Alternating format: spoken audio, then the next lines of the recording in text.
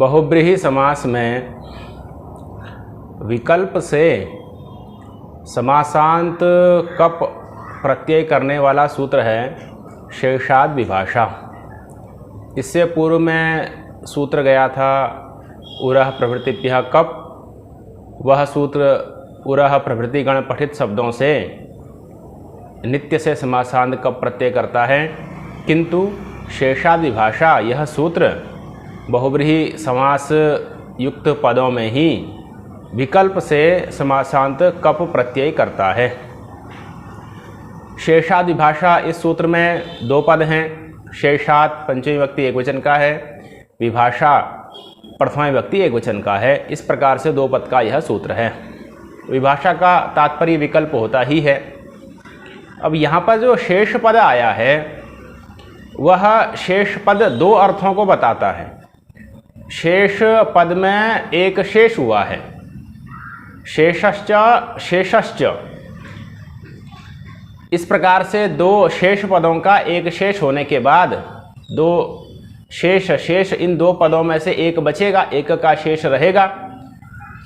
तो जो बचा हुआ शेष शब्द है उसके पंचमी विभक्ति एकवचन का रूप है शेषात्, और जो बच जाता है वह लुप्त हुए के अर्थ का भी बोध कराता है, अर्थात जिसका लोप हो गया है उसके अर्थ का भी बोध कराता है। बचा हुआ जो होता है अवशिष्ट, जो एक शेष में जो अवशिष्ट जो शब्द स्वरूप होता है वह बचे हुए जिसका लोप हो गया है लुप्त का भी अर्थबोध कराता है। यह शिष्यते सलुप्यमानार्थाभिधायी। यह एक शेष में इस न्याय की प्रवृत्ति होती है। तो सूत्र में शेषात् यह पंचमी विभक्ति एकवचन का है और होना चाहिए था द्विवचन का, शेषाभ्याम इस प्रकार का होना चाहिए था। तो सौत्रत्वात् यहाँ पर सूत्र में आचार्य पाणिनि जी ने स्वयं ही शेषात् एकवचन का पढ़ा है, इसीलिए आर्ष प्रयोग मान लिया जाता है शेषात् को, लेकिन वहाँ पर शेषात् में एक शेष हुआ है, इसीलिए वहाँ पर शेष शब्द से दो शेष शब्दों को लेना है। तो शेष शेष इस प्रकार से दो शेष शब्द प्राप्त होते हैं। उनमें जो पहला शेष शब्द है वह शेषाधिकारस्थ का बोधक है। शेषाधिकारस्थ का क्या तात्पर्य हुआ? शेषाधिकारस्थ से तात्पर्य है शेषो बहुब्रीहि।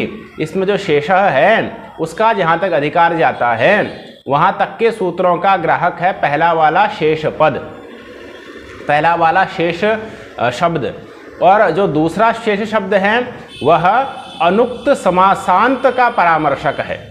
दूसरे शेष पद का तात्पर्य होता है अनुक्त समासांत, अर्थात जिन बहुब्रीहि समास युक्त पदों में कोई भी समासांत प्रत्यय नहीं कहा गया है, ऐसे बहुब्रीहि समास युक्त पदों का बोध कराता है दूसरा वाला शेष शब्द।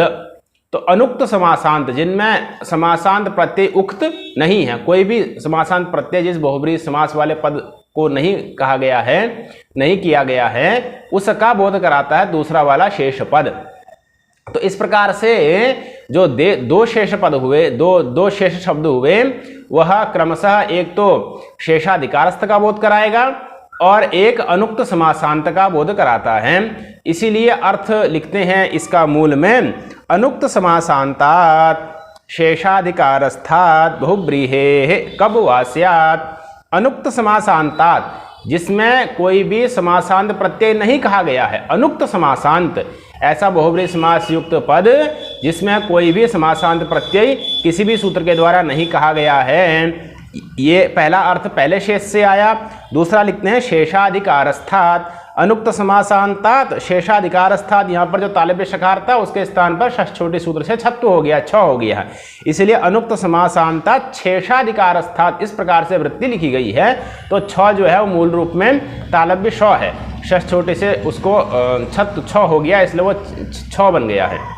तो अनुक्त समासांतात् शेषाधिकारस्थात्, अलग अलग करेंगे, संधि विच्छेद करेंगे तो अनुक्त समासांतात् शेषाधिकारस्थात्, इस प्रकार से विग्रह होगा, संधि विच्छेद होगा। तो अनुक्त समासांत जिनमें कोई भी समासांत प्रत्यय नहीं कहा गया है और जो शेषाधिकारस्थ हैं, ऐसा जो बहुब्रीहि समास युक्त पद होगा उससे विकल्प से कब होता है, यह इस सूत्र का अर्थ निष्पन्न हो जाता है। अब यहाँ पर एक ही शेष पद, जब उसमें पहले तो दो शेष थे, उनका एक शेष हो गया, एक ही बचा, एक का शेष है, एक का लोप हो गया, तो एक शेष बचा, एक ही शेष शब्द बचा, वह दो अर्थों का बोध कैसे कराएगा? तो इसके लिए यहाँ पर दो प्रकार की व्यवस्था दी गई है। ऐसे स्थलों में दो प्रकार के मत प्राप्त होते हैं कि शब्द भेदात अर्थ भेदः। पहला मत है कि शब्द का भेद होने से अर्थ का भेद हो जाता है। तो शब्द अलग अलग हैं, दो शेष हैं, एक के अंदर ही दो हैं, एक का लोप हो गया, तो जो दो हैं वो दो शेष शब्द हैं, तो दो अलग अलग अर्थों का बोध कराएंगे। शब्द भेदात अर्थ भेदः, इस प्रकार से अर्थ कर लिया जाता है।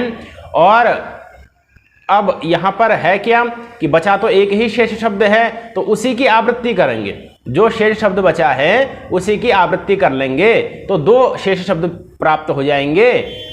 एक शेष होने के बाद जो एक शेष शब्द बचा उसकी आवृत्ति करेंगे तो पुनः शेष दो प्राप्त होंगे। अब यहाँ पर शब्द भेदात अर्थ भेदः, शब्द अलग अलग हैं इसलिए अर्थ भी अलग अलग हो जाएंगे। तो एक पहला शेष पद अनुक्त समासांत अर्थ को दे देगा और दूसरा शेष पद शेषाधिकारस्थ इस अर्थ को बता देगा। ये तो एक पक्ष हुआ। दूसरा पक्ष है सत्यप्यर्थ भेदे शब्दस्य अभेदः, सति अपि अर्थ भेदे, अर्थ का भेद हो भी जाए कोई बात नहीं, फिर भी शब्दस्य अभेदः, शब्द में कोई भेद नहीं होता, शब्द तो एक ही रहता है, भले ही अर्थ दो वहां पर आ जाएं। फिर प्रश्न होगा कि जब एक ही शब्द है तो दो अर्थ कैसे ले सकते हैं? तो ऐसी स्थिति, ऐसे स्थलों के लिए व्यवस्था की जाती है, वहां पर तंत्र के द्वारा दो अर्थों की प्राप्ति कर ली जाती है।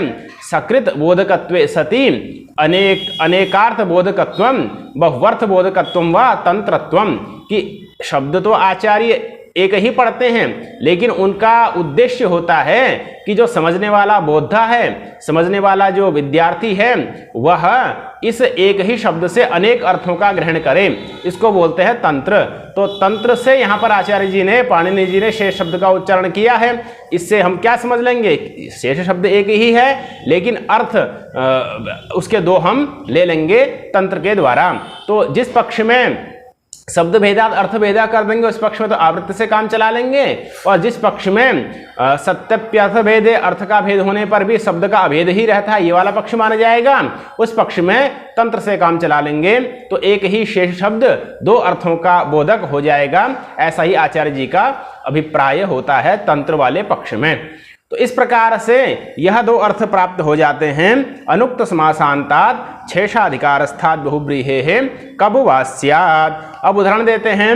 महायशस्कः महायशाः, महद यशः यस्य, इस प्रकार से लौकिक विग्रह होगा। महत सु यशस्सु, इस प्रकार से लौकिक विग्रह होगा। अनेक मन्य पदार्थ सूत्र से समास कर देंगे, प्रातिपदिक संज्ञा हो जाएगी, सुबह धातु प्रातिपदिक सूत्र से सुबलुक हो जाएगा, महद यशस बनेगा। अब इसको समास, इसमें किसी भी सूत्र के द्वारा कप प्रत्यय नहीं कहा गया है या अन्य कोई समासांत प्रत्यय नहीं कहा गया है, तो यहाँ पर शेषादिभाषा सूत्र से वैकल्पिक कप होगा, कप का क आ जाएगा, महद यशस क बन जाएगा। महद के दकार के स्थान पर आन महता समानाधिकरण जातीययोः सूत्र के द्वारा आत्म हो जाएगा, दो को आ हो जाएगा, तो आ सवर्ण दीर्घ हो गया, महायशस, आगे क है, मिला दीजिए, महायशस क, एक देशी विकृत न्याय न, फिर प्रातिपदिक संज्ञा स्वाधिकारी होकर के महायशस कः, इस प्रकार का समस्त पद निष्पन्न हो जाता है। जिस पक्ष में समासांत कप प्रत्यय नहीं होता क्योंकि वैकल्पिक है, उस पक्ष में महायशाह ऐसा ही रहेगा, आत्व तो पहले की तरह होगा, बस यशस शब्द के शकारोत्तरवर्ती आकार को अत्व संतसी चा धातु सूत्र से उपधा दीर्घ कर देना होता है, वृत्त विसर्ग होकर के महायशाह। जो सु का सकार है उसका तो हल्न्यादि लोप हो जाएगा, हल्न्याभ्य दीर्घात सूत्र से प्रत्यंग हल सूत्र से, और यशस शब्द के सकार को ऋतु विसर्ग होकर के महायशाह, इस प्रकार का समस्त पद निष्पन्न हो जाता है। उसी को लिखते हैं महायशस्कः महायशाः। इस प्रकार से इस सूत्र का उदाहरण निष्पन्न होता है। इसी प्रकार से अनेक उदाहरण इस सूत्र के मिल जाते हैं पर्याप्त रूप में। आगे पदकृत्य करते हैं अनुक्त इत्यादि किम, कि जिनमें कोई समासांत प्रत्यय नहीं कहा गया है उन्हीं में शेषादिभाषा सूत्र से विकल्प से कप प्रत्यय होता है। जिनमें कोई समासांत प्रत्यय कह दिया गया है उनमें फिर शेषादिभाषा से भी वैकल्पिक कप प्रत्यय नहीं होता। जैसे व्याघ्रपात, तो व्याघ्रपादव एवं पादव यस्य, इस लौकिक विग्रह में व्याघ्रपाद शब्द के स्थान पर पद आदेश, व्याघ्रपाद के दकारोत्तरवर्ती अकार का लोप किया गया है व्याघ्रस्य लोपो अस्त्यादिभ्य सूत्र के द्वारा, और वहां पर जो लोप है वह आरोप, उसमें ही अवयव का आरोप कर देते हैं, इसीलिए वह समासांत मान लिया जाता है। तो व्याघ्रपात में चूंकि समासांत लोप रूपी समासांत आदेश हो चुका है, इसीलिए फिर इसमें भी शेषादिभाषा से कप प्रत्यय नहीं होता है। इसी प्रकार से सुगंधि ही, इस सुगंधि में भी समासांत इकार अंतादेश हो चुका है। गंधस्य दुत्पूति सुसुरभिभ्यः सूत्र गया था, उस सूत्र से सुगंधि में समासांत इकार अंतादेश हो चुका है, इसलिए यहाँ पर भी शेषादिभाषा सूत्र के द्वारा अप कप प्रत्यय नहीं होता है। प्रिय पथः, यहाँ पर भी ऋक् पूरब्धु पथामानक्षय सूत्र आगे आएगा, उस सूत्र से समासांत अप्रत्यय हो जाता है। पथिन शब्द से समासांत अप्रत्यय होकर के प्रिय पथः इस प्रकार का रूप निष्पन्न होता है। तो यहाँ पर भी चूंकि समासांत प्रत्यय अ हो गया है, इसलिए यहाँ पर भी कप प्रत्यय इस सूत्र के द्वारा नहीं होगा, क्योंकि यहाँ पर एक समासांत प्रत्यय पहले ही हो चुका है। हमको अनुक्त समासांत चाहिए जिसमें कोई भी समासांत प्रत्यय नहीं हुआ हो, वहां पर विकल्प से होगा।